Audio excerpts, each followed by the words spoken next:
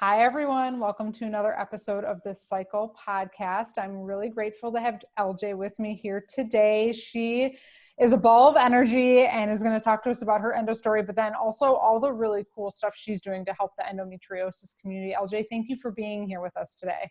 Thank you for having me. I'm super excited. Yes, a ball of energy. I'm feeling very energized just being here.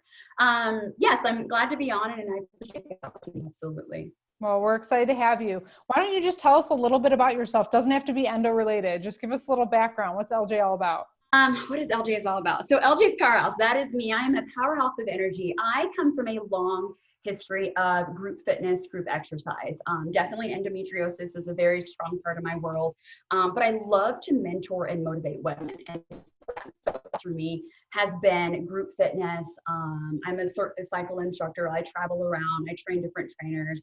I also teach classes locally. I just love the power of community. And that's another thing that is so important to me and the endo community is just having that community, having that support network, just because I personally have been from just issues and things going on in my life and having my, my gal pals and my fit fam and all of these people coming together. I love the energy of a classroom. I mean, one-on-one is awesome, but get 30 people going for the same goal, working towards something. I do enjoy it.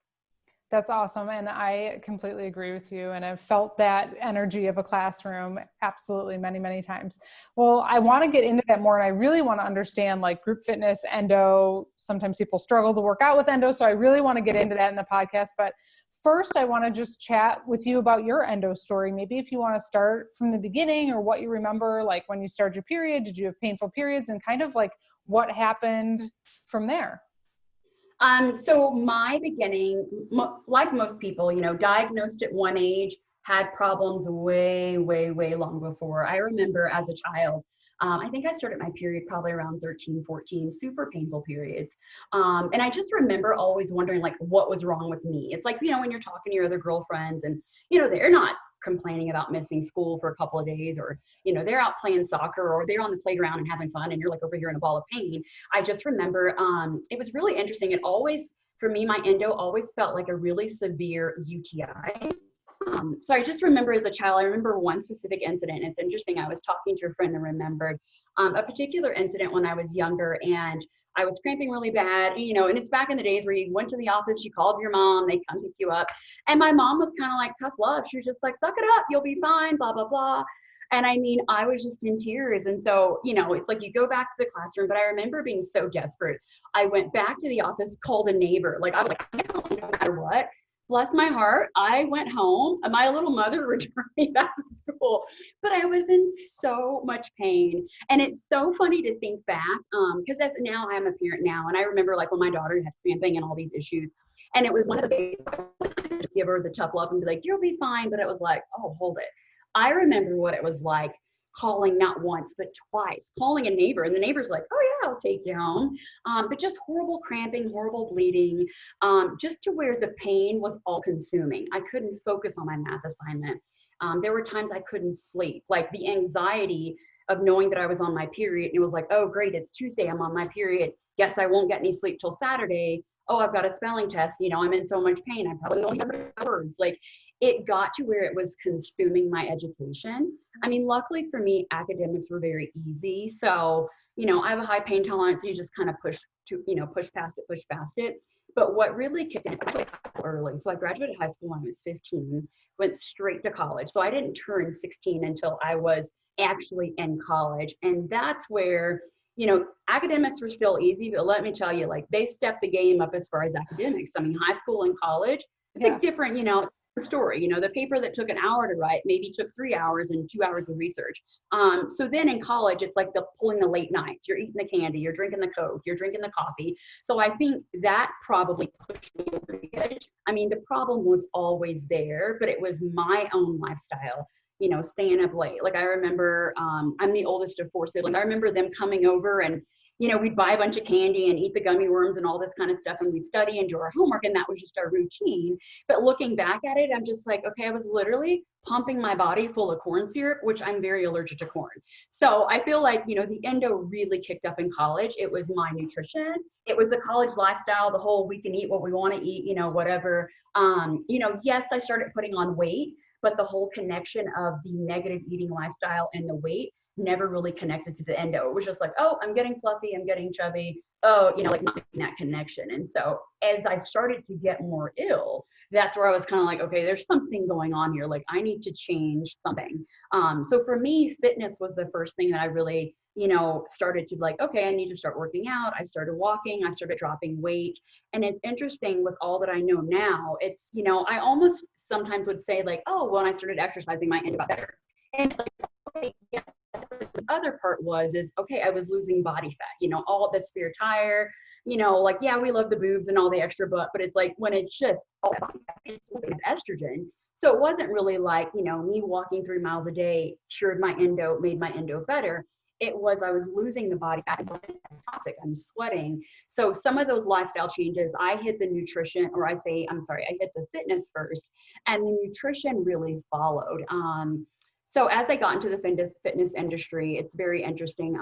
I just remember, as a fitness instructor, everything was very fat-free. I mean, I remember buying, which I laugh now, fat-free saltines, which makes no sense at all because saltine crackers don't have any fat. Like even if you bought the regular saltines, there's no fat.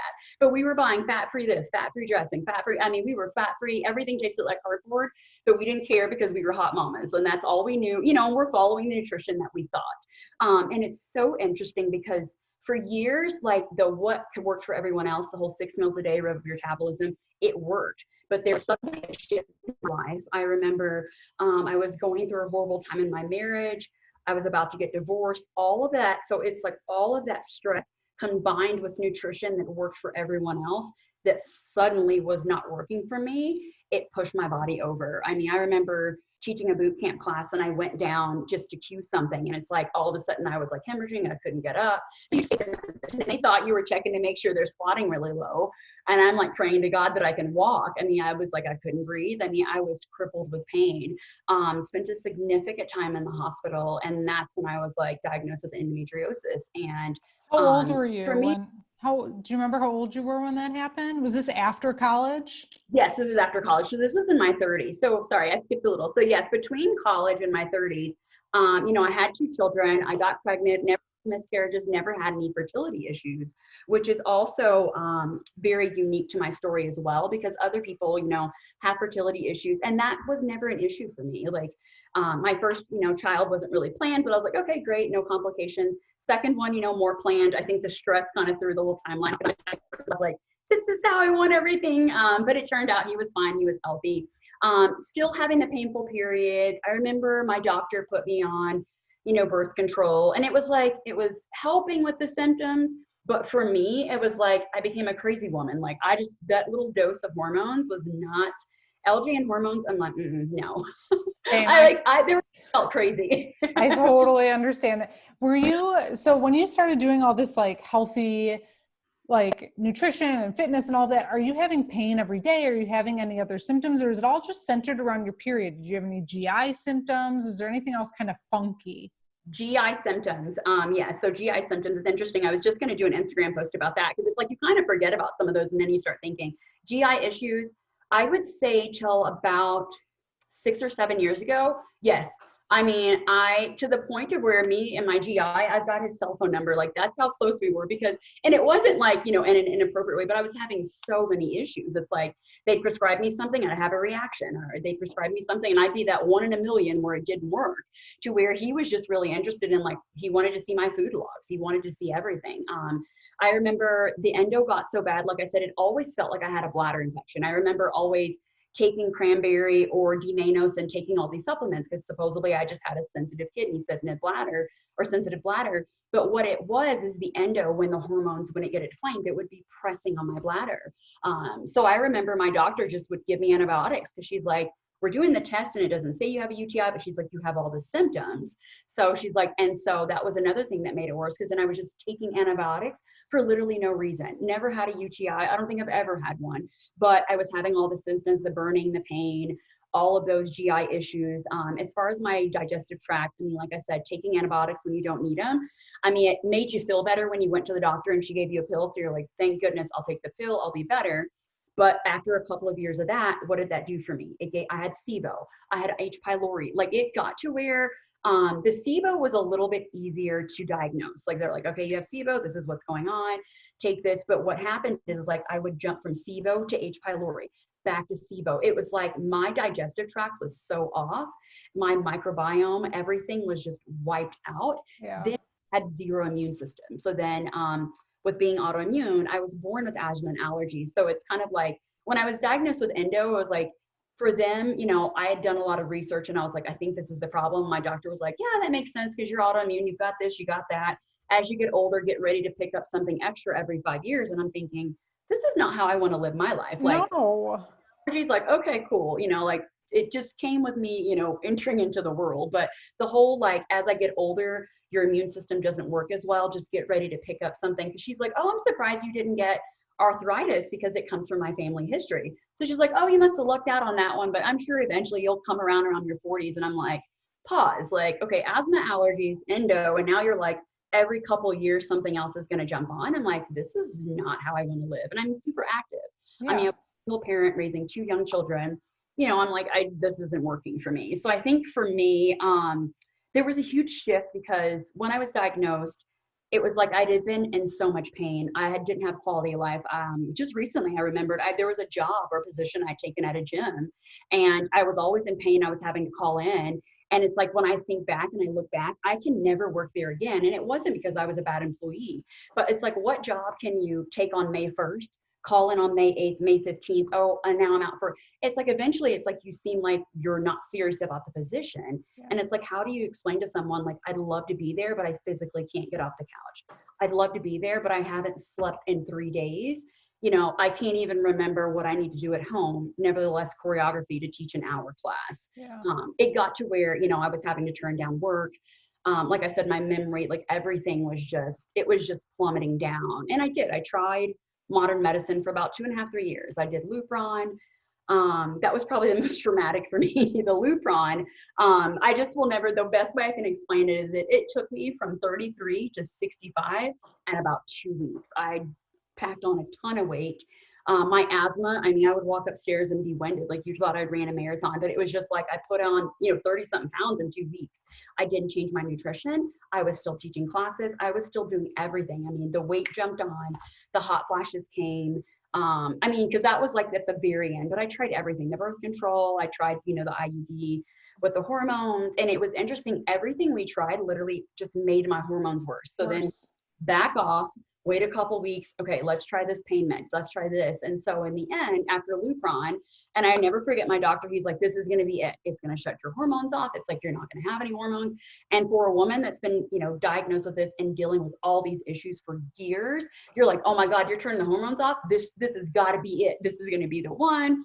You're feeling good. Oh my Lord. I went on Lupron and I'm like, I wouldn't wish it on my worst enemy. I mean, it gives me chills just talking and remembering, like, my body shifted so quick. I mean, and I know that it's medically induced menopause. I mean, like I said, I went from 30 something to like 65, 70 within weeks. I mean, my knees hurt. I couldn't breathe. I had to change my asthma meds. I had worked my asthma had gotten better, so I wasn't on as many steroids. I had to immediately go back to the highest dose of steroids. My body was just trying to pull the extra 30 pounds, and just like everything was shutting down. That's when the joint pain. So it's interesting, when I did the Lupron, all those other autoimmune issues, they're like, oh, those will come in a few years. Literally, when that body shifted 35 years, they all packed on. I mean, I couldn't breathe to save my life. I mean, my eczema, itching to where it was like bleeding, like, my eczema. I started having just horrible joint pain. I mean, there are things that came from the Lupron as far as like side effects that I still have to this day. Like, yes, they are better, and I'm definitely grateful, not complaining, but it's because I did that form of treatment. And then for me, it was a little different because, each injection is supposed to last so long. Mine stayed in my body much longer. It took a long time for me to get the Lupron out of my system. And it's so funny too, like the whole, let's shut off your hormones and you'll be better. And then when you have hot flashes, they're like, yeah, so we're going to give you some progesterone. And you're like, hold it. I thought you said if we turned everything off, I was right. Oh my goodness. I'm not awesome. Right. How did they diagnose you with endo? Did you have surgery or did they just diagnose you? They just diagnosed me. Yeah. Okay. And they're like, we're going to try all these kind of modalities and medical treatments. So you do all this, you do the Lupron, clearly was not what you needed. Yeah. So at that point, my doctor's like, all right, we need to go in for a full hysterectomy, not a partial. It needs to be full, blah, blah, blah. So, at that point, you're like, okay, I'm spending X amount of dollars on pain medication.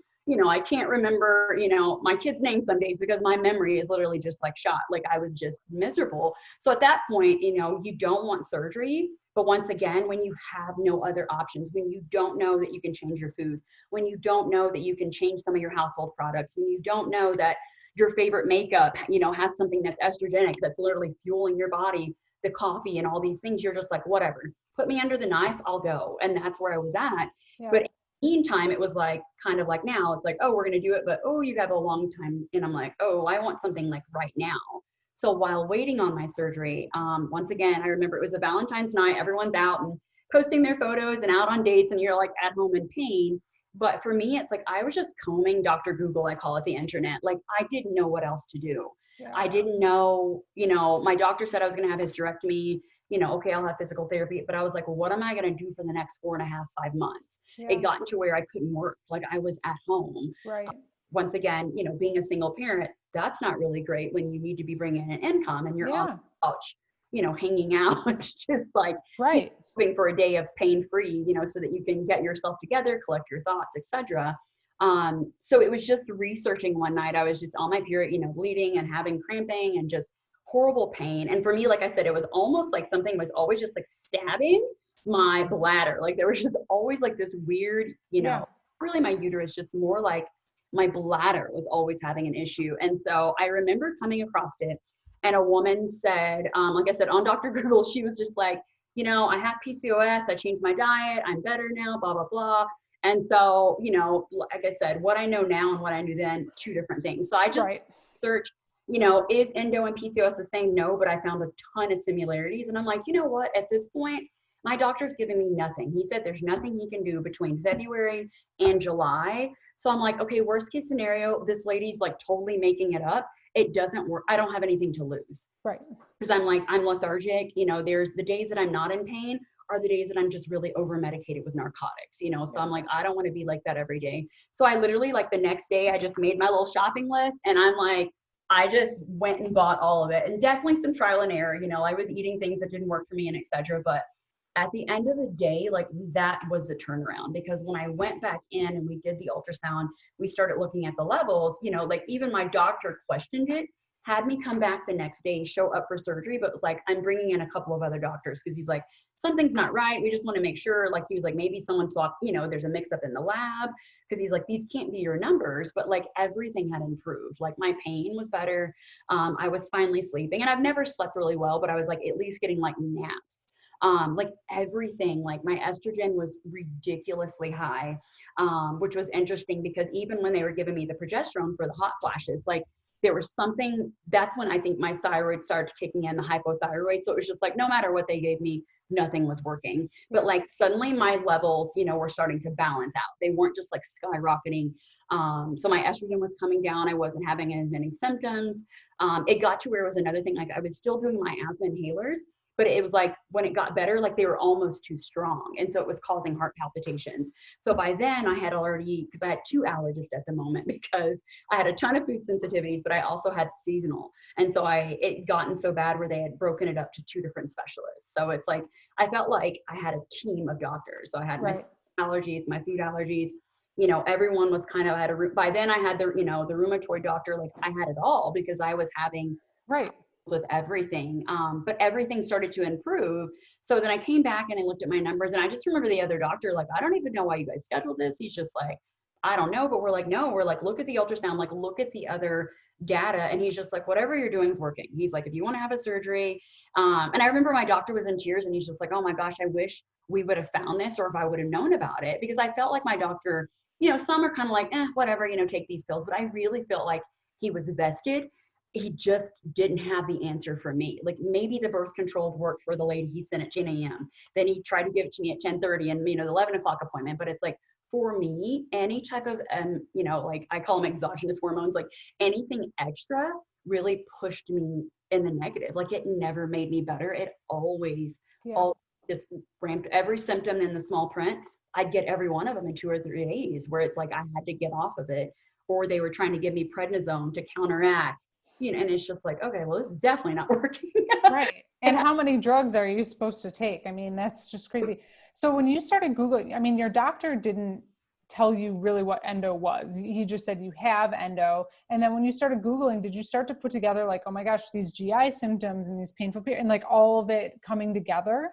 Right. Because like I was saying, like, it was everyone on my, everyone on my medical team was working together, but even my GI doctor, like, I'm 40 years old. Actually, now that I look at it, I'm like, oh, and I'll be 41 tomorrow. Tomorrow's my birthday. Happy almost birthday. But I'm like, I've had 4 colonoscopies. Like, most people do not have 4 colonoscopies by the age of 40. Like, that's ridiculous. But I'd have so many issues to where they'd always bring me back in for a scope because they're like, oh my gosh, there has to be a blockage. There just has to be something causing this SIBO. They're like, we put you on the best antibiotics. Sure enough, I do the breath test and they're like, oh, you have H. pylori again. And I'm like, great. Like, I'm like, I thought you told you. So it's like, I'd start all over again. And it's like, right. I went from SIBO to H. pylori back and forth to where they would just be like, we don't even know what else to give you. But this is while I'm eating like, Yeah. What were the things that you switched? So for people who are listening, you found this, what are a couple of those things that you switched that helped? The main thing I would say, like I was talking about, the fat-free this, the fat-free that, I had never really had healthy fats in my diet. I never really did olive oil. I never did avocado. Coconut oil, I was like, what, for your hair? Like, that was like all I knew. I'm like, oh yeah, moisturize your skin and gives you a glow, makes your hair curly. I mean, like, I didn't know that you could actually like get, like eat it. all of these health benefits. So for me, the turnaround was the healthy fats, because I had never, like I said, everything, fat-free this, fat-free. Yeah. I mean, we were all about it. And so that was the turnaround for me. I will say in the beginning, it was a little bit discomfort. Like, I was like, oh my gosh, I think my gallbladder's broken. And my was like, well, it's probably because you never ate fat. Like, it's like it never had to work. Like, I was always, the lean chicken breast girl and, just fat-free this. I mean, I never did avocado, like anything with fat. Right. So for me, the fat is what brought my hormones, like, did it happen overnight? Absolutely not. But it was enough to where February to July, I knew something was working, even in all my, like, because I switched, my nutrition, but even with all my little fails along the way, I was still getting results. So fat, I mean, and I know as women, we don't want to be fat, we don't want to eat fat, but it's like, for me, that was the game changer, and am I as lean as I was, 5 or 6 years ago? No. Am I as lean? Because I look back, Facebook has a way of reminding you of all these things and the memories. And it's like, am I as lean as I was in, 2002? Well, no. But when I look at it, that's when I was super lean, hardly any body fat. Now that I say this is my fluffy version, but I'm okay with it, because that's when my system was toxic. That's when, I was just all these health issues. Like, I was just acidic almost, just having all of these issues. Yeah. So for me, adding in the healthy fats is what really helped balance my hormones. It wasn't what I thought would be like the quinoa or the brown rice, or I was trying to change, okay, I'm not going to do, regular white pasta. I'm going to go to Whole Foods and get the, the organic wheat, this, that, and the other. But for my body, those grains were just inflaming my body. Like, the fat it's a lifesaver for me. I mean, because it really did turn my hormones around. It also really opened me up a lot to nutrition. Like, even though you have the degrees in nutrition and all these certifications, it's like you're just doing everything that works. And it's interesting because thinking back, like, I tell my clients, like, the exercises you did when you're 30 probably won't work when you're 35, won't work when you're 40. But with nutrition, we kind of like get something, that's our thing, and we just stick with it. And then when it's not working, we're like, oh, it's probably, but it's like, well, it's kind of like exercises. If I do the same workout every day for 6 weeks, week 7, my body's like, okay, bring something different to the table, or you're going to start, the little weight starts creeping back on. So for me, it was a huge shift. I mean, it was almost like I felt like I'd been lying to people all those years, like do the 6 meals, the chicken breast. But it's like, for me, a chicken thigh, I feel awesome. Plain chicken breast, it's just like, it's whatever. But like, for me to have the energy, the high energy and the hormonal balance, like, I need that chicken thigh. I need, to have the meat that has the fat, because that's what really balanced my hormones. Like, that was the main thing, That's really interesting. That's that's such a huge tip for people. And I do think, like, I'm 40 as well. And in our time, like low fat was like the thing, like everyone low fat, do not eat fat. It makes you fat. And we were afraid of fat. We were afraid of avocados, which is like the most delicious food ever. Right. Like how could we be afraid of avocados? Okay. So you don't get the hysterectomy because you switch everything. What happens after that? So I just stuck with what I was doing. My doctor was very nervous too then, because it's like a doctor that puts in your medical chart, she needs to have surgery. And then the same doctor that has to bring back and be like, well, now we decided she's not. But he was like, even for, I think for his own peace of mind, like he checked in with me every couple of weeks. Like he texts me and be like, hey, is your period started? What's happening? And so there were some ups and downs. Like, I'm not going to say it was just, smooth sailing. Right. You were cured. For, my GI, I still worked with my GI a little bit, but it got to where I'll never forget the time they called me. And they were like, hey, we were just calling to let you know that we called in your next year prescriptions. And I'm like, oh, okay. But they're like, as we called, they're like, we realized you hadn't filled the last 4 or 5. And it was interesting. Like I hadn't even thought about how I didn't fill it. Like I no longer needed the Amitiza, like constipation, kind of TMI, but that was always the thing for me. Like no matter what I put in my system, like it would just drop like a rock and it would just stay there for 4 or 5 days. And then you're bloated and you're like, re-ingesting these toxins and all this. So Amitiza was the first thing that they put me on, and I was on it pretty religiously. It got me regular, and I'm like, okay, cool. Well, as you know, a couple years later, it doesn't work. And they're like, all right, then bump it up to Linzess. So then I'm taking Linzess. And so I remember it's like, eventually I just got to where I didn't need it. And it's like, I never really informed my doctor. They just, get a little notification on there. It's like, oh, hey, LJ needs another, year of meds. So they're typing in, call the pharmacy. And the pharmacy is like, well, she hasn't even been using it. So then my doctor calls me and he's like, come in, like, what's going on? And Dr. Valera, great guy, but he was just like, why didn't you call us? And I'm like, I don't know. Like, I guess it felt good. Well, and it's good, I know, but it was also weird because I'm like, I was just so used to going to the allergist all the time. It was just like, sometimes you call and you're like, people are like, oh, what's your name? Like when I call, they're already like, oh yeah, what are you? It's like, I was a regular patron every couple of weeks. Like it was ridiculous. Like even with my skin, my dermatologist is like, my eczema had gotten to where it was horrible. Like, I'd get these patches that would bleed and just all these things. But it's like, once I changed my nutrition, it was like, I didn't realize that I'm not, Elicon was the what I use. It's a horrible steroid. Like it works when you're itching like crazy, it works, but then it thins your skin. Yeah. So then outside, it's like I started getting sunburns, and that's not really a thing. It's like, then I'm out hiking and my skin is burning, Yeah. And that's not good for you.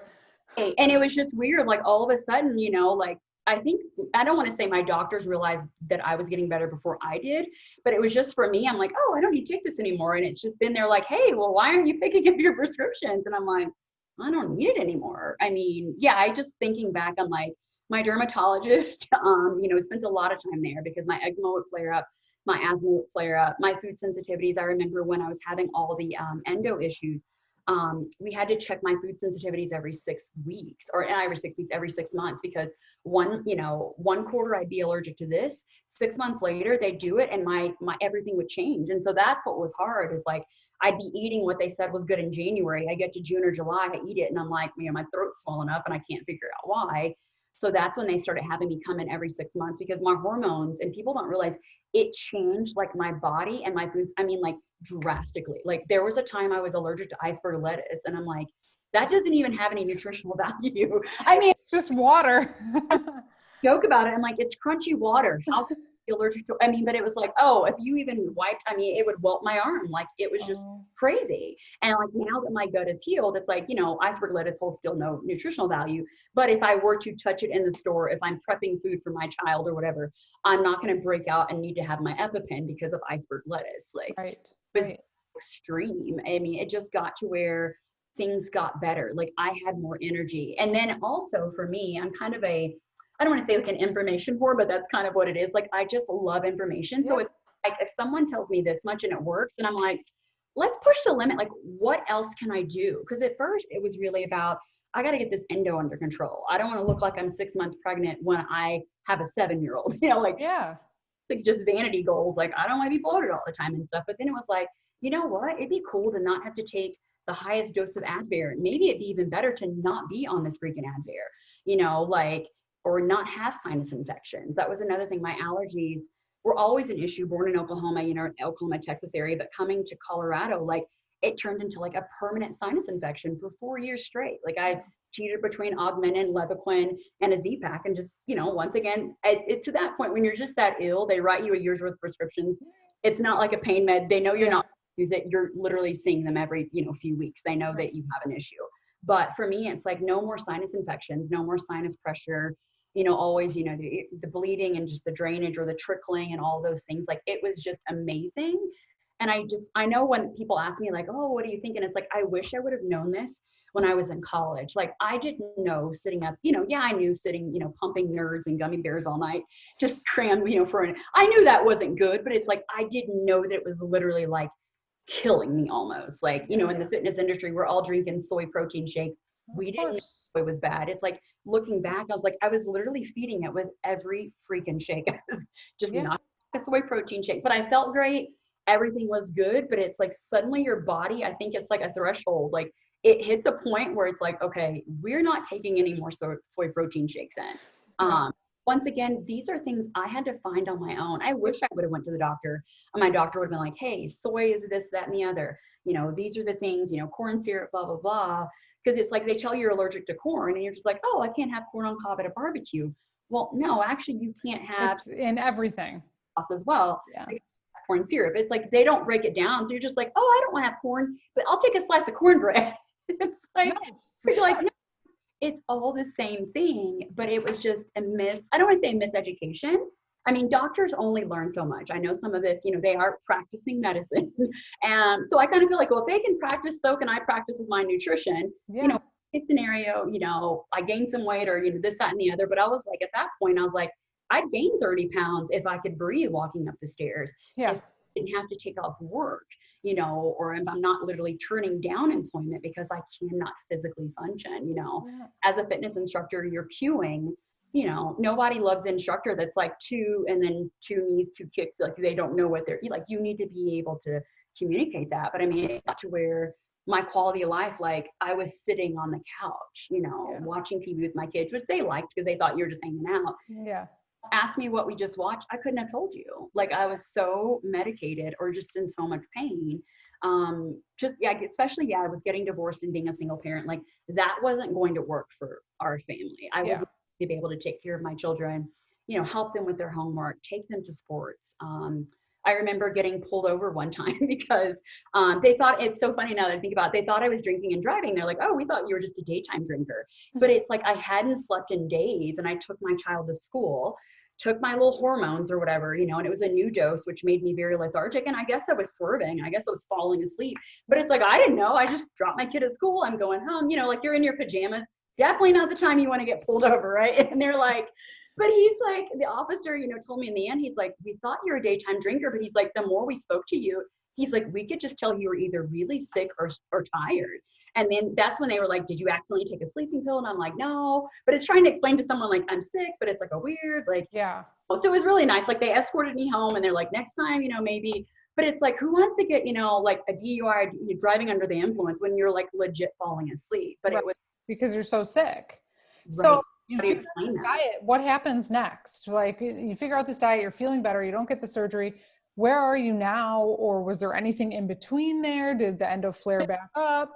Like, it progressively got better. Like, my energy got better, my clarity. And like I said, I'm kind of an information whore. So then it was like, I'm up late at night researching just because I'm like, can this kick the asthma that I've dealt with since I was a child? Like, I remember being hospitalized with asthma. And it's interesting, when I would go to the emergency room, they'd give me like this little hand puppet, but I've got like a huge treasure chest full of puppets, and you got a puppet every visit. So it's like, when you're looking at 200-300 puppets, that's a lot of visits, you know, but how bad my asthma was. Right. Me, it really sucked me in, kind of like spiraled, but in a good way. Like, it sucked me in because I was like, okay, if I can get, you know, my cramping down, the bleeding down, you know, the back pain, just these unexplained pains that you would have like for no reason whatsoever.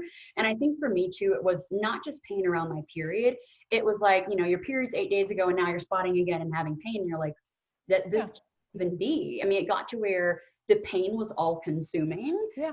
And I think that's where my type A kicks in. Like, once I'm on something, like, I'm on it. Like, I'm not turning back.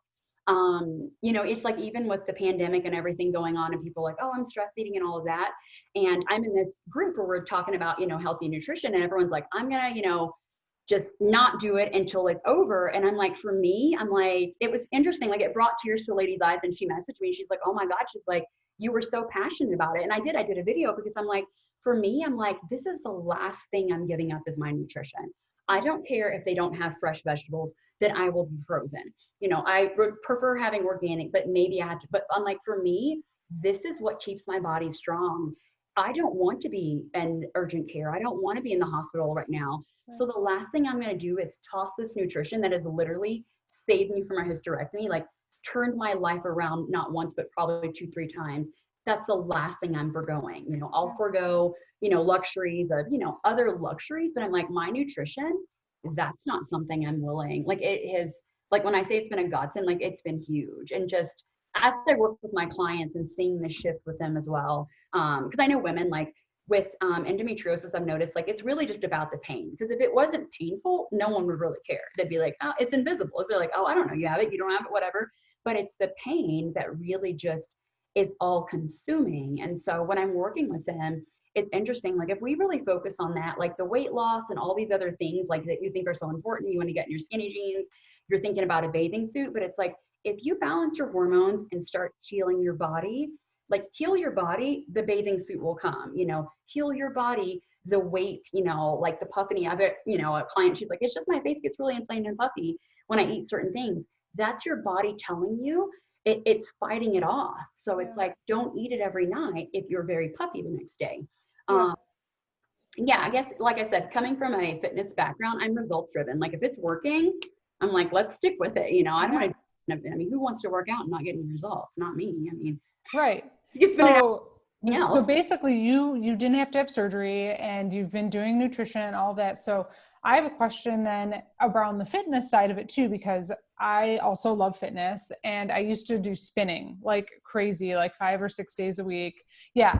Cause I love it. But it got to a point where I couldn't do it anymore because I was getting flare-ups every time after I was doing it. And I would get these like massive headaches. And I was like, I know I'm drinking enough water. I'm doing my electrolytes. Like what's going on? So now I just strength train. And I actually, for me, it serves me a lot better than cardio, but I love that the energy and that, like you were saying, the community and togetherness of it. But my body can't handle it the same way it used to. Did you ever feel that? Or do you know why that happens? Absolutely. For me, it was adrenals. I taxed my adrenals. Like, you know, fight or flight is good when you're trying to save your life, you know, save your child from getting hit by a car, you know, that moment. Yeah.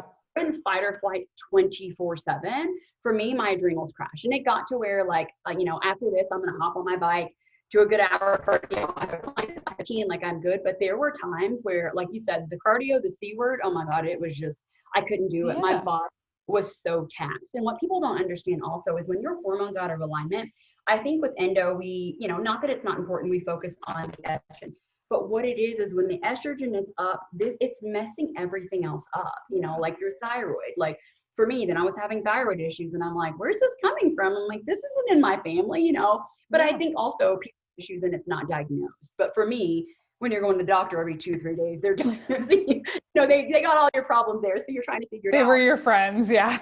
Right. And so for me, my adrenals got taxed. I had to stop doing, like you said, those, you know, 1 hour, 2 hour, you know, I used to do this workout at amphitheater here. And it was like, I was working out for 3 or 4 hours on Saturday and Sunday. And to some people that sounds like, you know, hell on earth. For us, it was the camaraderie, the community, but it's like my body got so drained. Like there wasn't enough fuel, enough energy. So I had to back off of it. I really had to, you know, really work with my adrenals, taking in the Himalayan salt, taking in some supplements. You know, I worked with a naturopath and it was very interesting. And that's something I'll say also is I always recommend working with professionals. It's the thing. If you sign up for something and someone's like, hey, come on in for a free consult. And the next thing is you need $4,000 of a brand of vitamins you've never heard of. And without these vitamins, you will not be successful. That's kind of like my red flag. Like I'm all about supplements. I'm all about vitamins if needed, but there should be a way that you can heal your body without the supplements. And right now, like I said, not to circle back to the pandemic, but this is the perfect time. People that have been living on protein shakes, never ate real food. The protein shakes, they can't get it. The shipping is 2-3 months out. or these overpriced vitamins that they were living on for $2,000 a month, it now doesn't work for their budget. And they're like, oh my God, I can't do it. It's like, the bottle of vitamins, like I said, sometimes you're at a point where you need the extra supplements to kind of push you to a baseline and then transition to food. But if you sign up for something and they're just really, you have to do my shake, you have to do this, you have to do that, and it's costing you, thousands of dollars a month. The issue is when you come to a situation like this, where there's a shortage on your protein shake, or the factory, has been shut down. And now it's like your nutrition just goes, you don't have a good nutritional background. Like, you don't have to go out and get a degree, but I feel like there should be a way to heal your body with the food in your refrigerator. Then maybe you have to go buy different foods, maybe you bring in some supplements. But I remember going to a naturopath and it was like, I needed so many supplements. I was just like, like some of it, it just didn't make sense to me. And I understand like it was her MLM and she was, and I get it, we have to make, but I was just like, am I just like another customer that you're trying to make into a preferred customer to get to level gold in your company? Or do I really all of these pills, potions, and lotions? Like, that's kind of how I put it. Like, I'm all about doing what you need to, if it's needed. But if you're looking for advice from someone, like, let them coach you on not just the Band-Aids, but like really coach you on like lifelong things that you can do, a lifestyle change. Could I have changed my lifestyle, got past, and eaten a hysterectomy, and then went out and had a big chocolate cake and then be like, oh, well, it worked. And because it's like, no, like now I got to stick with it. Because as I get older, things just, your body just changes. I don't want to say it breaks down, but things do develop, it just changes. So even the more, like, you need that firm foundation. So I had to go through probably a couple of naturopaths. And then finally I got to a chiropractor. It was interesting. Like, as I'm talking to my chiropractor and getting my back adjusted, she's like, oh, well, I do have some supplements. She's like, sounds like you need a digestive enzyme. And so that I could respect, because I knew she was really doing it out of the kindness of her heart. Yeah. I went there to get my neck adjusted. She wasn't there trying to sell me, but I did. I needed some, digestive enzymes. I needed a couple different things. I needed a probiotic. So for me, it's like it resonated more with me because I knew she did it because she cared. And yeah, maybe I did spend $300 on these things for a couple of months, but you never want to get to where your nutrition is only what's being shipped to your front door.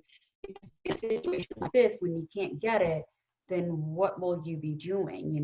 Like, where's the training if you just were taking the pills, potions, and lotions?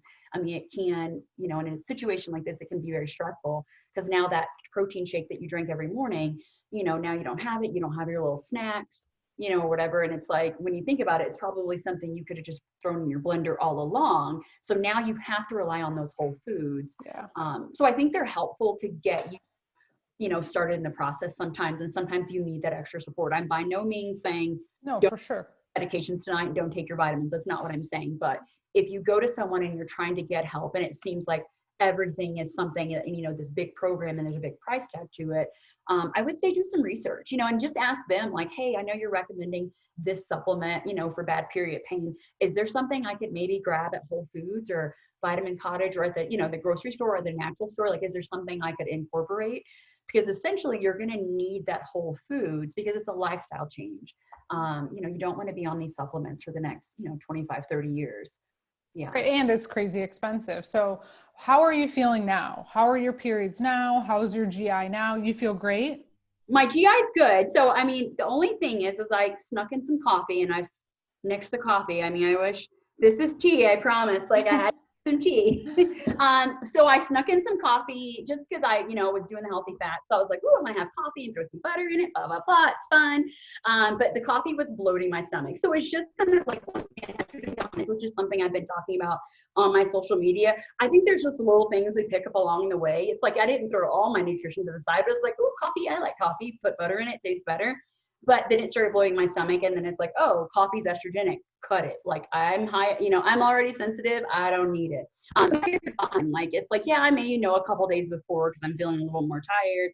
And the one thing for me, like, there's no pain, but I know when my period's come, because it's like, it's 11 o'clock at night and I'm all hyped up and just ready to roll. And I'm like, okay, like, that just happens a couple days before. And I'm like, I can do it.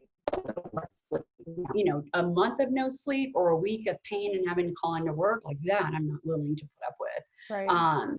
Like, I'm pain free. Like, I don't have the horrible PMS. Like, I would just, you just wake up and you just feel horrible. It was almost like it's interesting. I've never had the flu, but it was like I'd have flu-like symptoms before my period. Yeah. It's like if the period on a Friday, like clockwork, Monday through Thursday, it's like I'm having a fever, like all these weird things that I used to have. Like I don't have that anymore. Like sometimes my period starts and I don't know if it's good or bad to say. It's like I don't even know it was coming. Like it's just like, oh cool, like great. Like because there was no pain, there was no fatigue, there was no like, oh my gosh, I need caffeine to survive. Right. Because it was before. Like I planned this, this tea called Perfect Energy because I knew I was going to need that energy to hold me through, to get to the PMS week. And it's like now I don't even mark it on my calendar. Like I remember marking that week on my calendar because I'd have to incorporate different things to make it through that week.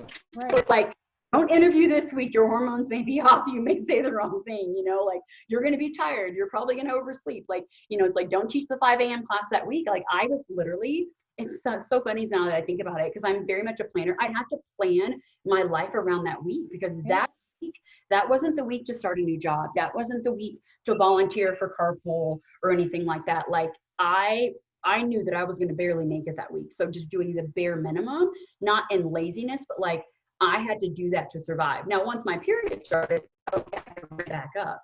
But yeah, like PMS week, I remember like highlighting it on.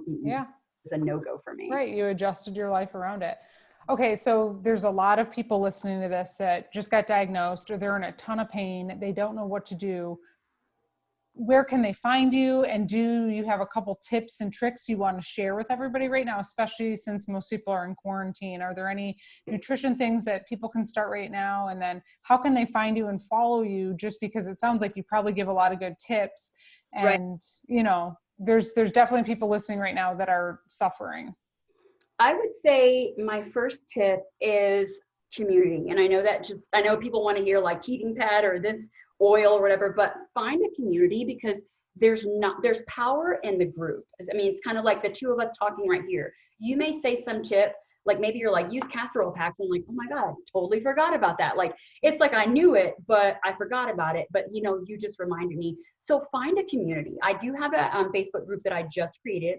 It's called Endo Warriors. And so if you wanted to join that, you can. We just ramped it up. We're just inviting everyone. But it's like, you need to find a community because that way you can bounce things off of other people. Or someone else may share something like, hey, like I was saying, like, I was really loving the coffee. And it's just kind of, I'm calling I can't do the coffee anymore, but it's like, okay, great. I need to know what I can do. Like there's a tea called Roasterama or something. It tastes just like coffee. I'm like, okay, great. It'll work for me, whatever. But this is that someone else suggested to me. So doing it on your own, I think, I know that we want to be very independent. We're like, we're going to figure this out.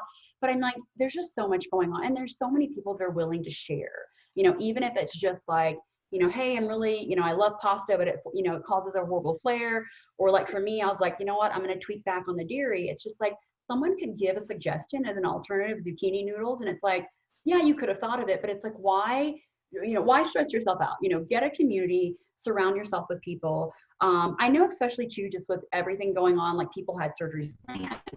I think part of it is getting past the disappointment because I know some people are not very spiritual, and not to turn this into a big, very spiritual thing, but it's like when you're holding all that anger and all of that stuff, like it literally for women, it just tenses up our hips and our pelvis and it just makes the pain worse. So it's like, I'm not saying that you have to call everyone and say, I'm sorry, and do a big forgiveness chain tonight or anything like that. But But you could. I mean, feel free. I mean, they probably, it could be more liberating than you think. But for me, I was like, you have to let go of that anxiety. Like you're just literally holding it all there. May that be doing some yoga poses, may that be doing some self-care. But what I feel like a lot of people are doing, and I have some clients, is like, they're just stress eating, they're baking, they're this, they're that, they're watching TV, they're watching Netflix. And I'm like, I know it feels good for the 45 minutes you're watching the show and you're just knocking back your gallon of ice cream. But then it's like, then you're sick or you're having flares. And so it's like, you have to find something like, am I saying cut the dairy, cut the gluten, cut everything tomorrow? No. But maybe find one thing that you can cut back on. Like, we were talking about the caffeine, maybe you take in, I don't want to say 5, 5, maybe you get down to 4, maybe you switch to diet. Like maybe there's just some small changes that you can do. Cause I feel like right now I do okay with cold turkey. Other people, not so much. So if you're a cold turkey person, hey, cut it, and more power to you. Let's power through and push it to the end. But if that doesn't work for you, don't set yourself up for failure. Like Right. literally just, this is what I do. I'm tailoring back on it. I used to have coffee all day till 5 p.m. Now I have coffee till noon. It's small changes, because essentially the flares have actually gotten worse for a lot of people, but it is the stress. And it is also just the letdown of, hoping and praying. And you're like, oh my gosh, my surgery's in 2 weeks. And then you get that dreaded call where they're like, actually, no, it's not in 2 weeks. And we may get you in by the end of the year. We may not. Yeah. And that's one of my good friends where she had a hysterectomy planned. And she's like, maybe I'll get it in January of next year. She's like, they stopped doing them back in February. Hers was scheduled for, May or June. So they've got to get all of that caught up and then catch up with her. Right. So it's interesting. She's like, well, maybe I will try some of the things you suggested. Because I think some people were not open to the natural things. And it's almost like now it's being forced on us because we have no other options. We can't, even though going to the OB and getting the pain meds and leaving with, the stress and not getting an answer, it was still a little comforting to us because you're like, all right, I have an appointment on the 15th. You're like, I have an appointment. So it's like, that was like your saving grace, your lifesaver that just kind of held you over. But it's now they like take the lifesaver and don't even know who can help you. So it's really about, that's why I say having the community, because people can share ideas and tips. And then just whatever nutritional changes that you're willing to take, willing to change. Because nutrition is huge. I mean, nutrition is huge. I'm not saying exercise is not important, but when you are in a lot of pain, and like you were saying, it can really tax your adrenals. If you're super fatigued, and you're barely having the energy to function and go to work, the last thing you need to be doing is an hour or two of cardio every night. Yeah, no. And you physically, when you're in that much pain, you physically can. I mean, you're lucky if you can walk around your house. Exactly. I always tell people, like, try to do a lap around your house, or like do a few gentle stretches, because it will help you feel better. And then just, I know we talked about hysterectomy, and I know everybody may or may not know this, but hysterectomy is not a cure for endometriosis. I just wanted to put that in there in case people are listening. Right. But when you're in pain and your doctor's selling it to you, like, oh yeah, I'll take it. Yeah. Right. Yeah. Yeah. I know. Okay, well, great. Well, where can people find you if they want more information? Plug all your stuff. Tell us where they can find you on social media and your website. So my social media, as far as Instagram, is LJ's Powerhouse. So it's LJS_Powerhouse. You'll see me on a bike. I may like to ride the bike a little bit, just a tiny bit. That's maybe my thing, my happy space, my happy time. And then I also have my website, ljspowerhouse.org. You can also find me on Facebook if needed. It's under LJ Johnson, and send me a friend request. But yeah, Instagram, you can send me a DM, comment on any of the photos, or if you have any questions, I mean, absolutely great. Definitely here. I know there's a lot going on, but I mean, we can handle it. We can do it together, definitely with the support. Yeah, that's awesome. And you actually coach people that have endo and help them, right? Yes, I do. I coach a lot of people. I've got a lot of clients right now, and I've got a new class coming up on May 11th where I have some women that are starting to really want to address their nutrition. So it's a 4-week course, and I'm doing the meals. I'm not doing the meals, but I'm doing the food list. So that's kind of what I want. That's actually a really good point. What sets my program apart than others? It's not a DIY.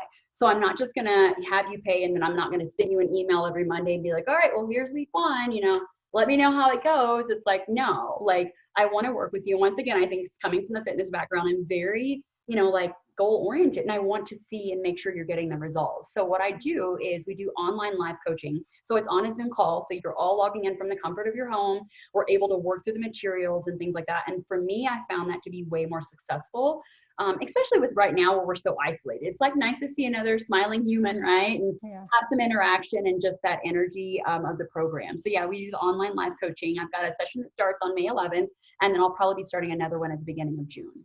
That's good. Yeah. Cause I'm guessing the podcast probably won't be live until a little bit after May 11th, but that's great to know that you have something else coming in June. Well, good. Is there anything else you want to add before we wrap up? I'll look here and see the date for the June one as well. Yeah, for sure. Calendar pulled up here. So yes, May 11th.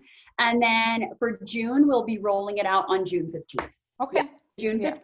And absolutely. If you guys mention the podcast and send me a DM and I sign you up, I will also give you a little discount and take a percentage off for you. Oh, that's nice. Well, thank you so much, LJ. And thank you for just telling us all of this really helpful knowledge and sharing your story. I think it's going to help actually a lot of people who are listening. Anything else you want to add before we go? No, just find find your tribe, find your community, and it'll definitely get you through this. And I mean, it'll get you through anything, but it'll definitely be a great resource for right now. I couldn't agree more. Okay. Thank you so much. You're welcome. Thanks for having me. I appreciate it.